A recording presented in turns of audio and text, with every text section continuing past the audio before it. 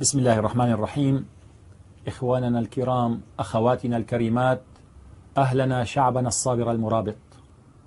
20 شهرا والثورة المباركة تتحرك من دون توقف تواجه هذا النظام المتسلط المتوحش.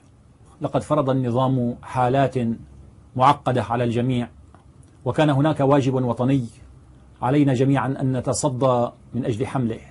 النظام المتوحش جر الشعب جميعا إلى محرقة. هذا النظام يتكلم في الليل والنهار عن أمور فقدت معناها. دمر البلد، دمر الجيش، دمر البنية التحتية، ومضى برعونة.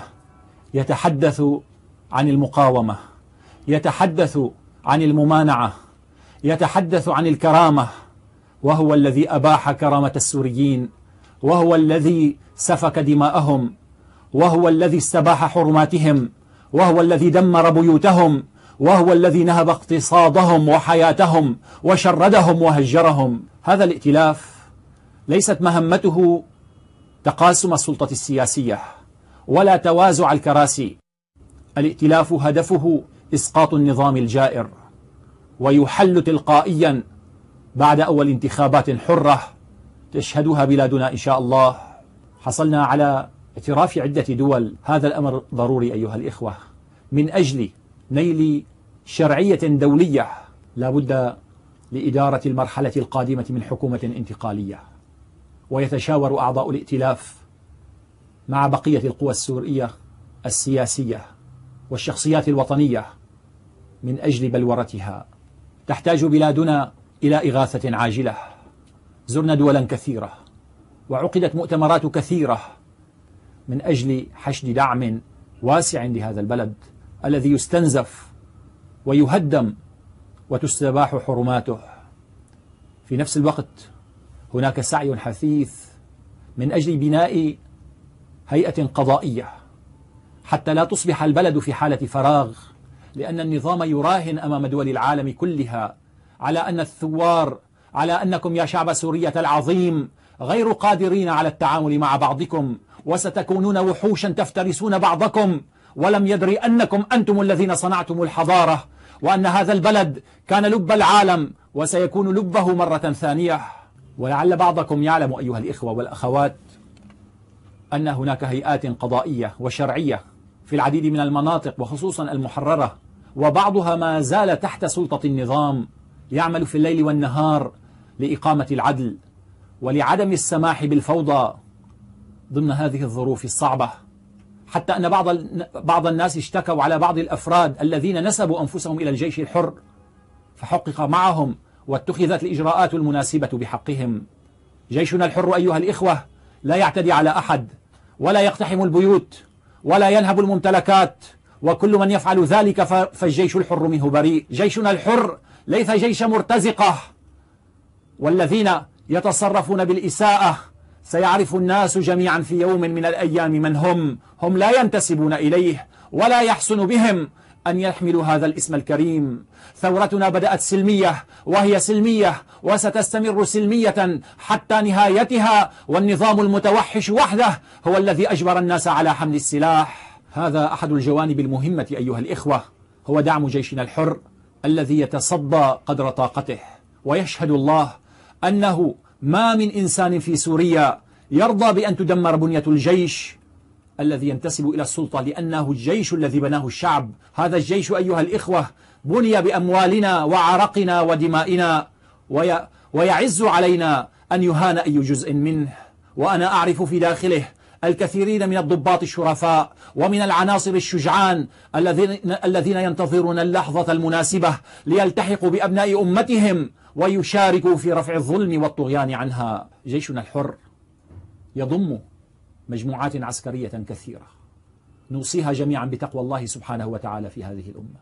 هذه المجموعات واجبها حماية الشعب، واجبها أن تحافظ على وحدة التراب والشعب السوري، واجبها أن تحمي كل مكوناته، واجبها أن لا تسمح للفساد، للنهب، للسرقة بأن تمتد في أي مكان، والتي نأمل انتظام سلكها في مجلس قيادة عسكرية موحد ينظم صفوفها ويقودها بتأن وحكمة وموضوعية ودقة إلى تحرير البلاد من هذا الظلم المخيم عليها. الجانب الثالث الجانب الإغاثي. الشعب السوري أيها الإخوة له سنتان إلا أشهر وهو تحت الحصار والقصف والتنكيل والتدمير. هو لا يطلب صدقة من أحد، هو يطلب حقوقه من المجتمع الدولي الذي نام قليلا واستيقظ الآن، ونحن نرحب بكل من يستيقظ ونقول له أدرك وأد دورك وواجبك تجاه هذا الشعب قبل أن يفوت الأوان. لن ننسى أبدا الأطفال الثلاثة الذين ماتوا من البرد، ولن ننسى أحدا في الداخل ولا في الخارج، لن ننسى أما ولا أرملة ولا شيخا كبيرا ولا مجاهدا ولا طفلا ولا أختا ولا أخا ولا أسيرا ولا معتقلا ولا مطاردا ولا مهاجرا. لن ننسى أولئك الناس الطيبين الذين لا يريدون في الحياة إلا الحياة الطيبة المسالمة، فجرهم النظام جرا إلى هذا الوضع المأساوي غير المسبوق. أيها الإخوة، كل الناس في قلوبنا، ولكن كما ترون المهمة ثقيلة والعبء ثقيل، ولا بد أن نتساعد يدا بيد من أجل إنقاذ هذا البلد. اعتمدوا أولا على ثقتكم بالله سبحانه وتعالى، ثم على شعبكم، وبعد ذلك نرحب بكل مساعدة من الدول المانحة من أجل خدمة قضية شعبنا. ليس عارا ولا عيبا أن يتلقى شعبنا السوري استحقاقاته الدولية. أنا أقول لكل السوريين في العالم: أنشئوا صناديق لإغاثة سوريا وإعادة إعمار سوريا، ليكن هناك صندوق في كل بيت اسمه لبيك يا سوريا، ولنضع من مصروف أولادنا وثمن حليبهم فيه. ما ينتظر سوريا شيء كبير، ما نريده لسوريا شيء عظيم، لا بد أن نتضافر جميعا في صناعته. وبارك الله بكم جميعا. ثقوا أيها الإخوة أن إخوانكم لن يبيعوا أوطانهم، وأن إخوانكم حريصون على هذا البلد، ويشهد الله أنني لا أعلم بوجود أي اجتماعات سرية غير الذي اتفقنا عليه وغير الذي نذكره للناس على الملأ، وأي جهة تحاول أن تقايض على هذا البلد فنحن لها إن شاء الله بالمرصاد. أيها الإخوة، أحب العمل إلى الله أدومه وإن قل، وإن حركة التاريخ إنما تصنعها آلاف الجهود الصغيرة التي لا نلقي لها بالا، كل واحد منا له دوره. هناك مجموعات كثيرة تعمل على صعيد واحد لتتلاقى هذه المجموعات، لتضع خططا للمستقبل، لتضع خططا كثيرة للإدارة المدنية، لتنظيم السير في منطقتها، لضبط الأمور، لبناء أفران، لنقل الخبز، لتقديم الطحين، للتواصل، للإغاثة، للإسعاف، للنجدة. وأنا أعلم توحش النظام الذي كان يقتل الأطباء لمجرد أنهم كانوا يغيثون الناس. كان الحصول على إبرة الكزاز أخطر من الحصول على إبرة المورفين تحت أيدي هذا النظام الفاجر. كان نقل أكياس من القطن، وكلكم يعلم ذلك أيها الإخوة.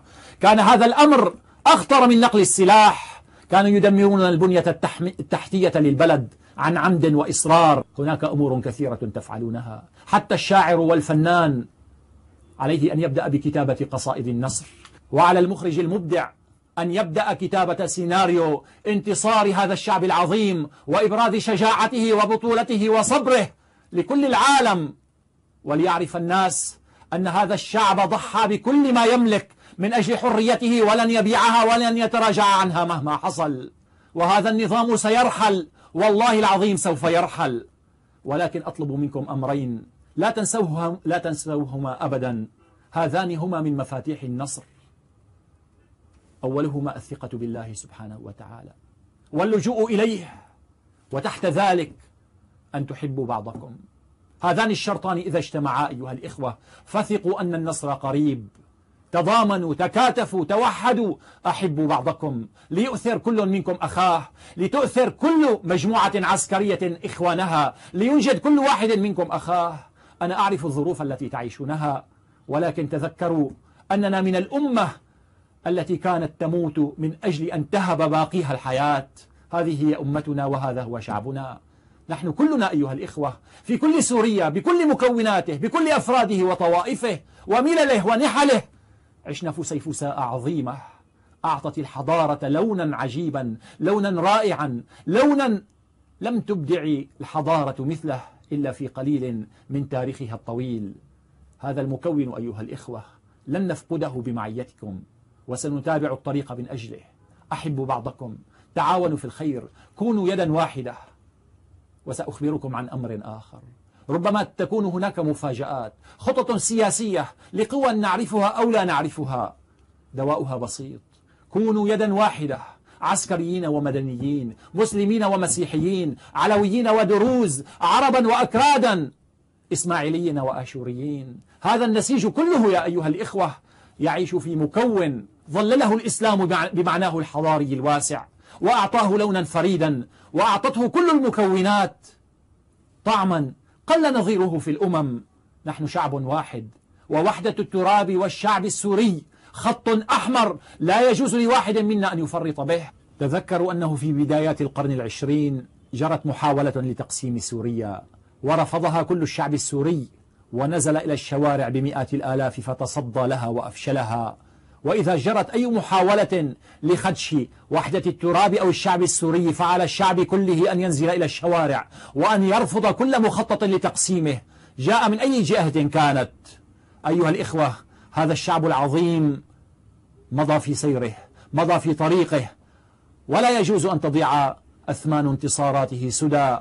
أوجه التحية له، لهذا الشعب العظيم، لكل فرد فيه، من إخواننا في حوران العظيمة، إلى كل قرية في إدلب وحلب، إلى إخواننا في الجزيرة وفي دير الزور وفي الميادين وفي البوكمال، إلى ريف دمشق المنكوب، إلى حمص البطولة والجهاد، إلى حماة الصابرة، إلى أهلنا في الساحل، إلى كل جزء من هذا الوطن الحبيب. هذا الشعب يستحق ثمن حريته، فقد دفعها كاملة. أحيي كل فرد فيه، أحيي المرأة السورية الصابرة المرابطة الكريمة الحرة، أحيي أخواتنا الأسيرات، أحيي إخواننا في السجون، وإخواننا في المنافي والمهاجر، وإخواننا في كل مكان الذين يحملون هم الأمة في قلوبهم. أحيي كل مكونات الشعب السوري، أحيي إخواننا الأكراد الذين كانوا معنا في الطريق، والذين بدأ النظام بافتراسهم عام 2003. أحيي كل إخواننا الذين تعرضوا للظلم وحملوا هم الأمة في قلوبهم. واعلموا أن نصر الله قريب، وأن هذه الأمة ستنتصر على الظلم والهوان والذل، وبمعونتكم ويدكم الواحدة أيها الإخوة سنبني سوريا مرة ثانية. أستودعكم الله، والسلام عليكم ورحمة الله.